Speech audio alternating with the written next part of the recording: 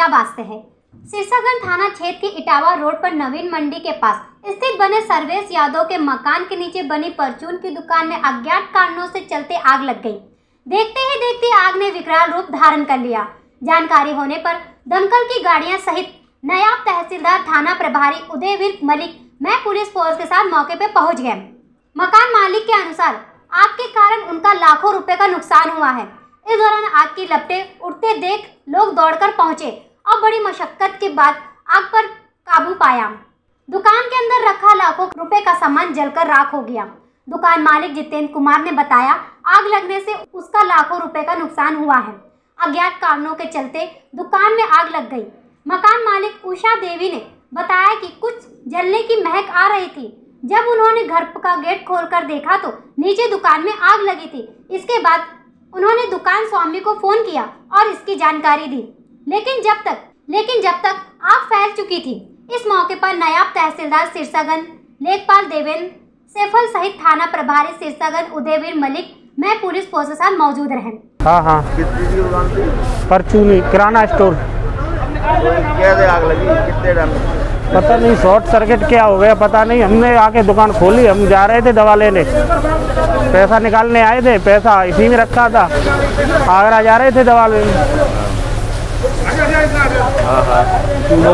देखा तो आग लग गई काफी।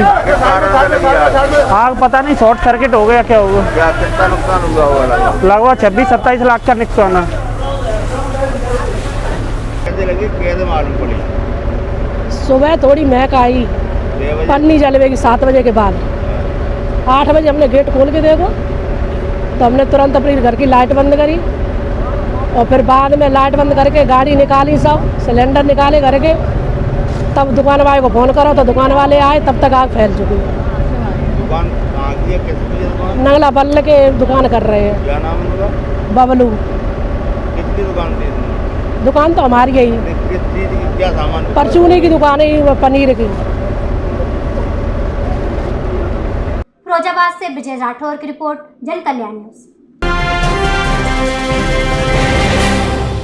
खबर मथुरा से है। भोपाल से भाजपा सांसद साध्वी प्रज्ञा सिंह धर्मनगरी वृंदावन पहुंची। परिक्रमा मार्ग स्थित श्री राधा किशोरी सेवाधाम आश्रम पर महामंडलेश्वर स्वामी इंद्रदेव सरस्वती महाराज के सानिध्य में चल रहे धार्मिक आयोजन में शिरकत करने पहुंची। सांसद पत्रकारों से रूबरू हुई। उन्होंने धीरेन्द्र कृष्ण शास्त्री पर अंधविश्वास फैलाने का आरोप के प्रश्न पर कहा कि सनातन धर्म पर आक्रमण कई विधर्मी करते रहते हैं, इससे सनातन धर्म पर कोई प्रभाव नहीं पड़ने वाला। धीरेन्द्र कृष्ण शास्त्री के अंदर जो सशक्त शक्तियां हैं वह हर किसी को प्राप्त नहीं होती। इसको मंडल भाषा में चाहे कुछ भी कहें, धीरेन्द्र कृष्ण हनुमान जी की शक्ति पर अड़िग हैं। हनुमान जी की आध्यात्मिक और सशक्त शक्तियों को विश्व में कोई नकार नहीं सकता। उन्होंने कहा कि भारत विश्व गुरु था और आगे भी भारत माता को परम वैभव पर पहुंचाकर बनाएंगे। इसी श्रेणी में धीरेन्द्र कृष्ण कार्य कर रहे हैं और प्रभु से कामना करती हूं कि वह निरंतर इसी प्रकार की राष्ट्रीय सेवा करते रहें। उन्होंने कहा कि वामपंथियों को दर्द केवल इस बात का है कि इनके माध्यम से हिंदू और हिंदुत्व क्यों बढ़ रहा, उनको पूजा क्यों जा रहा है। वहीं श्री रामचरितमानस की प्रतियां जलाए जाने के सवाल पर उन्होंने कहा कि विधर्मी कुछ भी कर ले, वह सनातन धर्म और राष्ट्रीय धर्म से कभी भी जीत नहीं पाएंगे। साथ ही कहा कि भारत में बोलने की स्वतंत्रता सभी को है, लेकिन जिस दिन उन्होंने हमारे धर्म पर किसी प्रकार का आक्रमण किया तो ऐसा जवाब दिया जाएगा कि उन्हें ना तो धरातल मिलेगा और ना ही आसमान मिलेगा। लगातार वृंदावन का दौरा रहता है, क्या कहेंगे? वृंदावन में आगमन बिहारी जी के बिना हो ही नहीं सकता। उन्होंने बुलाया और मैं चली आई। कभी वो हमारे स्वामी दर्शनानंद जी को निमित्त बनाते हैं, कभी हमारे इंद्रदेव जी को निमित्त बनाते हैं, वो बुलाते हैं, हम आ जाते हैं। आप भी एक संत हैं। धीरेन्द्र कृष्ण जिस तरीके से धार्मिक चीज़ों को लेकर जो इस समय हाहाकार मचा हुआ है, उसको लेकर क्या कहेंगे? कोई हाहाकार नहीं मचा हुआ है। सनातन धर्म पर आक्रमण कई विधर्मी करते हैं, क्योंकि उनको सनातन धर्म की शक्ति का आभास नहीं है। और जिसको सनातन शक्ति का आभास नहीं है वह तो ऐसे उपद्रव करेगा। तो वो ऐसे उल्टे सीधे लोग जिनके ना पिंड अच्छा है, ना उनके संस्कार अच्छे हैं, और इसलिए पिछला तो जन्म बिगड़ा ही होगा, इस जन्म में भी मनुष्य का जन्म ले लिया है, लेकिन उनकी आत्मा अभी भी कलुषित है। ऐसे लोग जो तमाम प्रकार की बातें करते हैं, सनातन धर्म कभी भी इससे कोई उसके ऊपर प्रभाव नहीं पड़ने वाला। और सनातन धर्म के जो अनुयायी हैं, जो हमारी शाश्वत शक्ति है, सन्यासी हैं, हमारे भक्त हैं और तपस्या करने वाले भक्त हैं, उनके अंदर एक विशेष प्रकार की जो ऊर्जा आती है, जिनका मन कलुषित नहीं रहता, जिनके विचार शुद्ध रहते हैं, भाव शुद्ध रहते हैं, शरीर शुद्ध रहता है, ऐसे लोगों के पास शक्तियां एकत्रित संग्रहित होती हैं।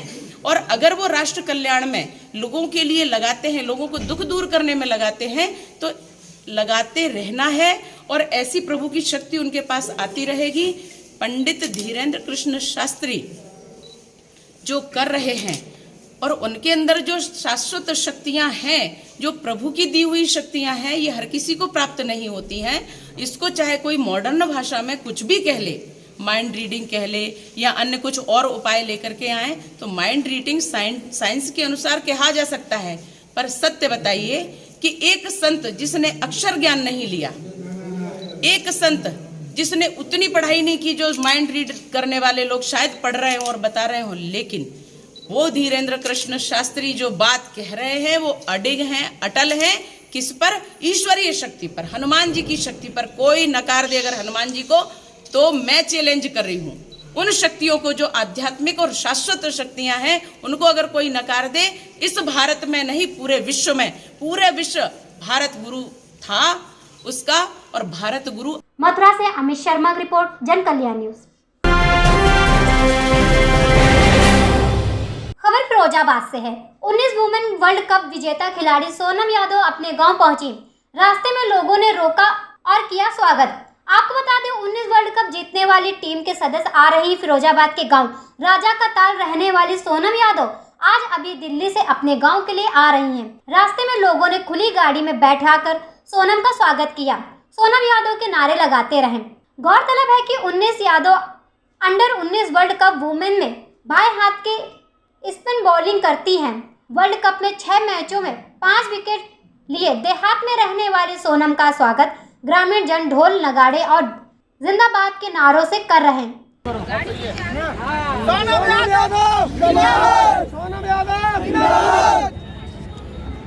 भारत माता की, भारत माता की, वंदे वंदे वंदे, भारत माता की, सोनम यादव।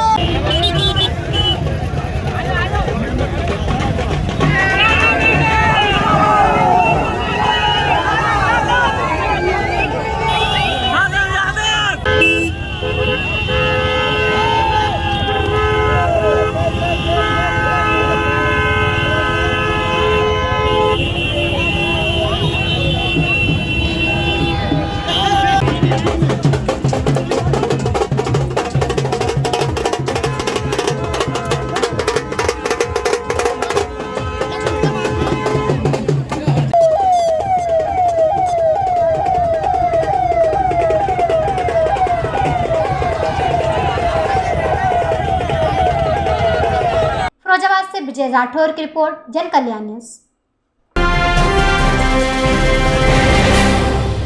खबर मथुरा से है। अखिल भारत हिंदू महासभा के राष्ट्रीय कोषाध्यक्ष दिनेश शर्मा ने कहा कि स्वामी प्रसाद मौर्य रामचरितमानस का अपमान किया है।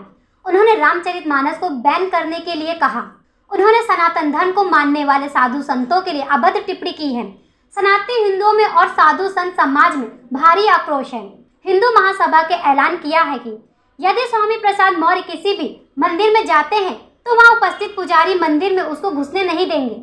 जो व्यक्ति हमारे धर्म ग्रंथों का अपमान करेगा, हिंदू महासभा उसका बहिष्कार करेगा। हिंदूवादी नेता दिनेश शर्मा ने कहा कि ऐसे लोगों को पाकिस्तान चले जाना चाहिए जो लोग हिंदू धर्म के विरोधी हैं। अखिल भारत हिंदू महासभा हमेशा से मठ मंदिरों की सुरक्षा के लिए और सनातन धर्म की रक्षा के लिए आवाज उठाती आई है। अब हिंदू जाग चुका है और सनातन धर्म का अपमान सहन नहीं करेंगे। कृष्ण जन्मभूमि केस के मुख्य पक्षकार और राष्ट्रीय कोषाध्यक्ष हिंदू महासभा दिनेश शर्मा ने कहा, स्वामी प्रसाद मौर्य कई चुनाव हार चुका है। और बेकार के बयान देकर दलित समाज को भड़का रहा है, जातिवाद की राजनीति कर रहा, लेकिन दलित समाज उसके बहकावे में नहीं आएगी। स्वामी प्रसाद मौर्य ने रामचरित मानस का और साधु संतों का जो अपमान किया है, अभद्र टिप्पणी की है, रामचरित मानस को बैन करने की कहा है, उससे हिंदू समाज में बहुत बड़ा आक्रोश है। हिंदू महासभा सभी पुजारियों से और अपने सभी कार्यकर्ताओं से अपील करती है कि स्वामी प्रसाद मौर्य यदि किसी भी मंदिर में जाता है तो उसको उस मंदिर में घुसने नहीं दें, उसका विरोध करें और उसको उस मंदिर से निकाल दें, क्योंकि कोई भी हिंदू सनातन धर्म का अपमान सहन नहीं करेगा। स्वामी प्रसाद मौर्य के जो रोज बयान आ रहे हैं वो बहुत ही निंदनीय हैं। स्वामी प्रसाद मौर्य कई चुनाव हार चुका है, चर्चा में बना रहने के लिए हमारे धार्मिक ग्रंथों का अपमान कर रहा है। हम हिंदू महासभा के लोग सनातन धर्म का अपमान बर्दाश्त नहीं करेंगे।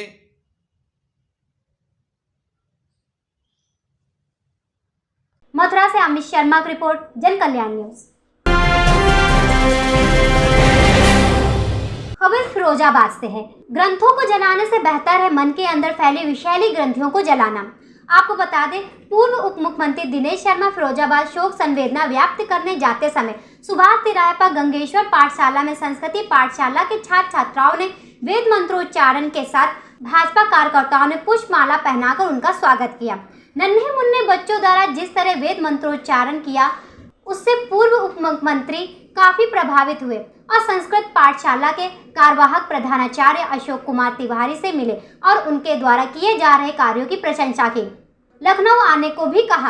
उप मुख्यमंत्री ने कहा कि जो लोग आज रामचरितमानस की प्रतियां जला रहे हैं, उसकी वजह से अपने मन के अंदर जो विषैली ग्रंथि अलगरवाद की हैं, उस ग्रंथि को जलावे। समाजवादी पार्टी अब सनातन धर्म और सनातन संस्कृति का अपमान करना बंद करे। सनातन धर्म में तो शूद्रों को सबसे पवित्र माना गया है, उन्हें ऋषि का स्थान मिला है। महर्षि रविदास, महर्षि वाल्मीकि इसके उदाहरण हैं। पूर्व उप मुख्यमंत्री ने कहा, बसपा की जो भाषा विभाजन करने की थी, उसी पद चिन्हों पर अब सपा चल रही है। उन्होंने कहा, उत्तर प्रदेश और गुजरात में दलित और पिछड़ों में जो मतदान किया है, उससे यह लोग बौखलाए हुए हैं। लोकसभा चुनाव में भाजपा सारी सीटें जीतेगी। स्वागत करने वालों में संतोष वरिष्ठ, अनिल पचौरी, डॉक्टर PS आदि लोग ने स्वागत किया।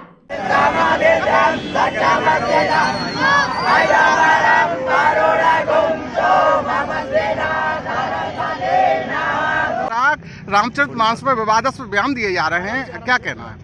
देखो, ग्रंथों को जलाने से बेहतर है कि मन के अंदर जो विषैली ग्रंथि है अलगाववाद की, उस ग्रंथि को जलावें। ग्रंथ जला के लोगों की भावना को दूषित ना करें। अपने मन की जो दूषित ग्रंथि है अलगाववाद की, जातिवाद की, संप्रदायवाद की, उस ग्रंथि को जलावे। समाजवादी पार्टी सनातन धर्म और सनातन संस्कृति का अपमान करना बंद करे। अब उन लोगों में विग्रह पैदा करके चुनाव जीतने की सपना देखने के बजाय कोई विकास का मॉडल लावे और मोदी जी के विकास से मॉडल से वो अपना मुकाबला करें। मैं समझता हूँ कि आधारहीन हैं लोग। अब मैं किसी का नाम नहीं लूँगा। समाजवादी पार्टी का कैंपेन चला रही है, मैं शूद्र हूँ, तो इस पर आपका क्या कहना है? शूद्र बहुत उत्तम और श्रेष्ठ स्थान है। देखिए, भारत की सनातन संस्कृति में इसका कोई वर्णन नहीं था, कार्यों के अनुसार विभाजन था। ये अंग्रेजों ने, मुगलों ने जो शासन आए, उन्होंने सनातन संस्कृति और खासतौर से हिंदू धर्म में विग्रह करने के लिए इस प्रकार के ऊंच नीच का भेदभाव किया।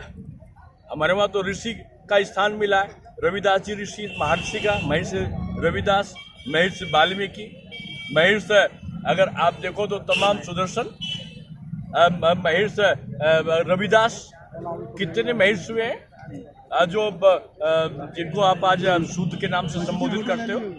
शूद्र और फिरोजाबाद से विजय राठौर की रिपोर्ट, जन कल्याण न्यूज। खबर मथुरा से है। दबंग लोगों ने पुलिस पर किया हमला। छेड़छाड़ की शिकायत पर गांव में आरोपी को पकड़ने गई पुलिस पर हुआ हमला। हमले पर 2 दरोगा सहित 3 पुलिस कर्मियों को आई चोट। गांव की महिला द्वारा दबंग लोगों पर लगाया गया था छेड़छाड़ का आरोप। गांव में छेड़छाड़ की पीड़िता के साथ पुलिस को देख आक्रोशित हुए दबंग। 2 दर्जन से अधिक लोगों ने छेड़छाड़ की शिकार महिला सहित पुलिस पर किया पथराव। घटना की सूचना पर मौके पर पहुंचा पुलिस बल, आरोपी हुआ फरार। हमले में घायल दरोगा और पुलिस कर्मियों को जिला अस्पताल में किया गया भर्ती। थाना मंगोरा इलाके के बंदपुरा गांव में बीती रात की घटना। एसआई संतोष कुमार। बताएं क्या मामला है, क्या घटना थी? कल शाम को ग्राम सोन की महिला ने सूचना आके दी, 20-25 लोगों ने आके थाने पे कि उनके साथ छेड़छाड़ हुई है और कान के कुंडल छीन लिए हैं किसी ने। तो इस सूचना पे हम लोग 9 साढ़े 9 बजे करीब तुरंत पुलिस फोर्स के साथ मैं दरोगा जी, हेड कांस्टेबल सब लोग जीप से गए। वहाँ पे जैसे जाते ही उन्होंने ही पत्थर फेंकना शुरू कर दिया, मारपीट शुरू कर दी। एक आदमी को पकड़ लिया तो उसको छुड़ाने लगे सब, और हम लोगों के साथ भी मारपीट कर दी। कितने लोग थे जिन्होंने मारपीट की? 20-25 लोग कम से कम थे। अच्छा, आपके किस की चोट आई है? कितने लोग? चोट तो हमारे लगी थी सर में, इन दीवानी ब्रजेश है, इनको लगी थी सर में, इनका हाथ में चोट है बहुत ज़्यादा। क्या है पूरा मामला? बीती रात थाना मगोरा क्षेत्र में गांव बंडीपुरा में पुलिस टीम पे कुछ लोगों ने हमला किया था तथा pump action gun police team की छीन ली थी। संबंधित प्रकरण में जैसा मैंने पूर्व में बताया था, अभियोग पंजीकृत किए गए थे। एक अभियोग उस महिला की तरफ से पंजीकृत किए थे जिसकी शिकायत पर पुलिस टीम बंडीपुरा पहुंची थी, जिसमें महिला ने शिकायत किया था कि उनके साथ छेड़खानी और उनके आभूषण लूट लिए थे इन बदमाशों ने।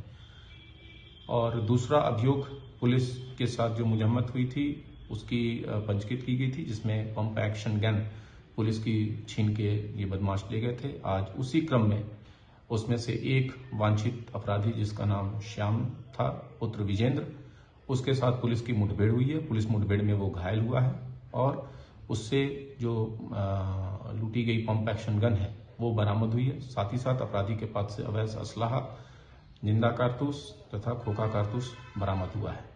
इसमें शेष अभियुक्तों के लिए भी हमारी टीमें लगातार लगी हुई हैं। हमारी कुल 7 टीमें इन सभी वांछित अपराधियों को पकड़ने के लिए लगी गई हैं। सभी पर मेरे द्वारा 25,000 रुपये का इनाम कर दिया गया है और लोगों से अपील की जाती है कि जहां भी इनके बारे में जानकारी मिले सूचना दें, और साथ ही साथ जो भी इसको आश्रय देंगे, जो भी इनको अपने यहाँ पनाह देंगे, वैसे लोगों के विरुद्ध भी अभियोग पंजीकृत करके कड़ी से कड़ी विधिक कार्रवाई सुनिश्चित की जाएगी। मथुरा से अमित शर्मा की रिपोर्ट, जन कल्याण न्यूज।